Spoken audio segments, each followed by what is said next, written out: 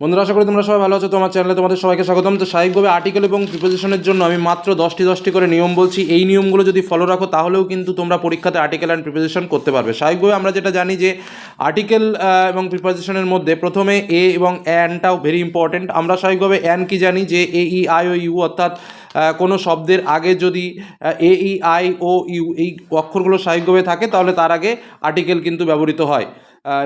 Article বলছি, তার আগে স্বাভাবিকভাবে অ্যান ব্যবহৃত হয়, কিন্তু সেক্ষেত্রেও কিন্তু কিছু কিছু ব্যতিক্রম আছে। সেই ব্যতিক্রমগুলো থেকেই আমাদের প্রশ্নগুলো বেশি আসে।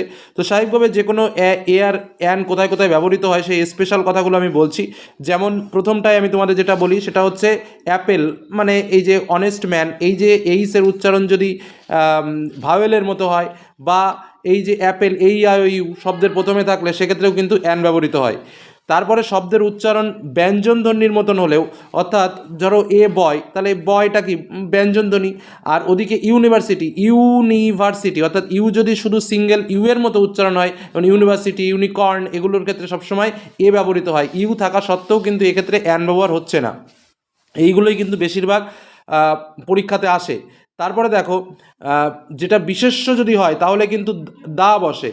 যেমন দ্য ডগ ওয়াজ ব্ল্যাক, কী বললাম, বোঝা গেল এই যে বিষয়টা। তারপরে পৃথিবীতে একটি মাত্র বস্তু যদি বোঝায় সেক্ষেত্রে দি বোঝায়, যেটা আমরা বাংলাতে বলি টিটা খানাখানি, এই বিষয়টা। তারপরে দেখো সুপারলেটিভ ডিগ্রি যদি থাকে তাহলে সুপারলেটিভ ডিগ্রি আগে কিন্তু সবসময় মাথায় রাখবে দি বসে, যেমন দ্য বেস্ট, দ্য টলেস্ট, এইগুলো। নদী, সমুদ্র, পর্বতমালা এরকম কোনো কিছু যদি আসে তাহলে তার আগে কিন্তু অবশ্যই দি বসে, যেমন দা গঙ্গা, দা হিমালয়, এরকম। কেউ যখন কোনো জব করে, সেই যে পেশা, সেই পেশা বোঝাতে কিন্তু এ এবং অ্যান ব্যবহৃত হয়। আমরা ভুল করে দি দিয়ে ফেলি, কিন্তু না, পেশা বোঝাতে কিন্তু এ বা অ্যান ব্যবহার করা হয়। তারপর অবশ্য শব্দ অনুযায়ী কী হবে সেটা ডিপেন্ড করবে, যেমন হি ইজ এ টিচার। ঠিক আছে। বহুবচন বা অনির্দিষ্ট বিশেষ্যের আগে সবসময় আর্টিকেল হয় না, এটা কিন্তু তোমাকে মাথায় রাখতে হবে। আচ্ছা, যেমন চিলড্রেন লাভ টয়েস, এখানে কিন্তু কোনো আর্টিকেল ব্যবহার হচ্ছে না। প্রপার নাউনের আগে সাধারণত আর্টিকেল বসে না। ঠিক আছে।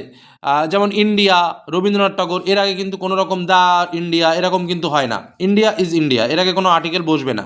আচ্ছা, প্রিপোজিশনের ক্ষেত্রে 10টি নিয়ম যেটা সবসময় মাথায় রাখবে। টাইম বোঝাতে গেলে অ্যাট, ওয়ান, ইন। যেমন টাইমের ক্ষেত্রে at 5 PM, on Monday, in July. তাহলে দেখো বারের আগে কি হচ্ছে, অন হচ্ছে, টাইমের আগে অ্যাট হচ্ছে, আর মাসের আগে ইন হচ্ছে। যে কথাগুলো বলছি খুব ভাইটাল। স্থান বোঝাতে অ্যাট এবং ইন ব্যবহার করা হয়। At the door, in the room, একদম সহজ কথায় যদি দুটো জায়গার নাম লেখো, যেটা ছোট জায়গা সেটা অ্যাট, আর যেটা বড় জায়গা সেটা হচ্ছে ইন। ঠিক আছে, এটা একটু মাথায় রাখবে। দিন ও তারিখের আগে সবসময় মনে রাখবে কি বসে না, অন ব্যবহৃত হয়। আচ্ছা, দীর্ঘ সময়ের আগে, লং টাইম যেটা বলছে সেটাকে হচ্ছে দীর্ঘ সময়ের আগে ফর 2 hours, 2 ঘন্টা ধরে, এরকম বোঝাতে কিন্তু ফর ব্যবহৃত হয়। আচ্ছা, থেকে বোঝাতে স্বাভাবিকভাবে সিন্স ব্যবহৃত হয়।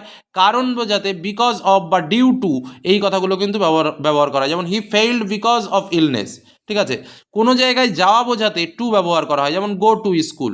কোনো কিছুর ওপরে থাকলে অন ব্যবহার করা হয়, কোনো কিছুর ওপরে থাকলে অন ব্যবহার করা হয়। ঠিক আছে। আর কোনো কিছুর ভেতরে থাকলে ইন ব্যবহার করা হয়, the pen is in the bag. আর যদি দুটো জিনিসের মাঝখানে থাকে তাহলে কিন্তু কী ব্যবহার করা হয়, বিটুইন ব্যবহার করা হয়। এই যে শব্দগুলো আমি বললাম, এই শব্দগুলো, আরও অনেক শব্দ আছে, কিন্তু এই কথাগুলো আমি কেন স্মরণ করিয়ে দিলাম, কারণ এইগুলোর ভেতর থেকেই কিন্তু আমাদের মাধ্যমিকে বেশি পরীক্ষাতে প্রশ্ন আসে, যে কারণে স্পেশালি এই কটা বিষয় তোমাদের সামনে একটু পরীক্ষার আগে ধরিয়ে দেওয়া। ধন্যবাদ।